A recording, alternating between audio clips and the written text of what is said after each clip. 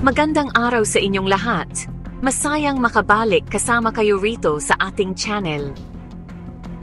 Ngayon, ating tatalakayin ang isa sa mga pinakasikat na pelikula noong dekada 90, ang Nikita.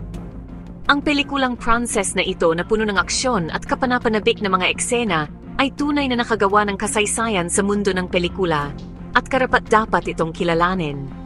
Sa direksyon ni Luc Besson noong 1990, ang klasikong pelikulang ito ay isang timpla ng iba't ibang emosyon, pananabik, at purong pagmamahal.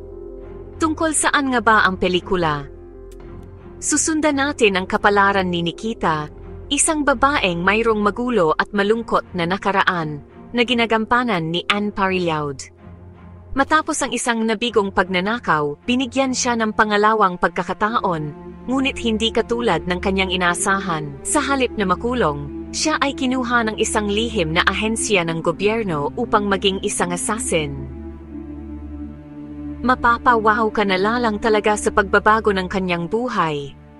Ang nagpapaganda sa Nikita ay ang kombinasyon ng aksyon at pag-unlad ng karakter. Lumikha si Besson ng isang mundo na parehong mapanganib at nakaistilo na nagpapanatili sa atin sa dulo ng ating mga upuan mula simula hanggang katapusan. At siyempre, hindi natin malilimutan ang mga nakakakabang na eksena ng pagsasanay. Nakakabilib na panoorin ang pagbabago ni Nikita mula sa isang rebelde patungo sa isang mahusay na secret agent. Ang pagganap ni Anne Parillaud ay talaga namang kahanga-hanga. Binigyan niya si Nikita ng lalim at kahinaan na nagpaparelate sa atin sa kanyang kapalaran, kahit na siya ay gumagalaw sa isang mundo ng paniniktik na puno ng moral na dilemmas.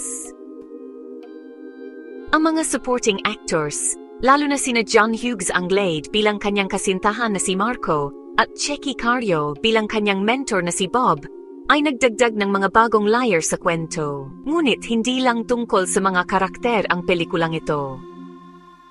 Ang sinematografiya ni Thierry Arbogast ay nakamamangha, perpektong nakukuha ang madilim at nakakapanabik na atmosphere ng pelikula.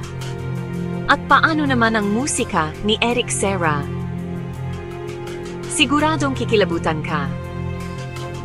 Ito ay perpektong tumutugma sa atmosphere ng pelikula na nagpapatingkad sa bawat emosyon at bawat eksena ng aksyon.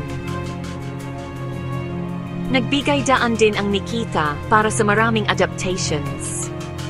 Mula sa American remake na Point of No Return hanggang sa sikat na serye sa telebisyon na Nikita, hindi may kakaila ang impluwensya ng orihinal na pananaw ni Besson. Ang pelikulang ito ay nag-iwan ng pangmatagalang marka sa genre ng action thriller. Sa madaling salita, ang Nikita ay isang pelikulang hindi dapat palampasin ng sinumang mahilig sa pelikula.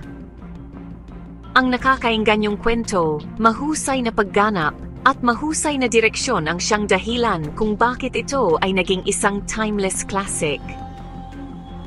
Mapapanibagong panunood o unang beses pa lang, humanda kayong mahook.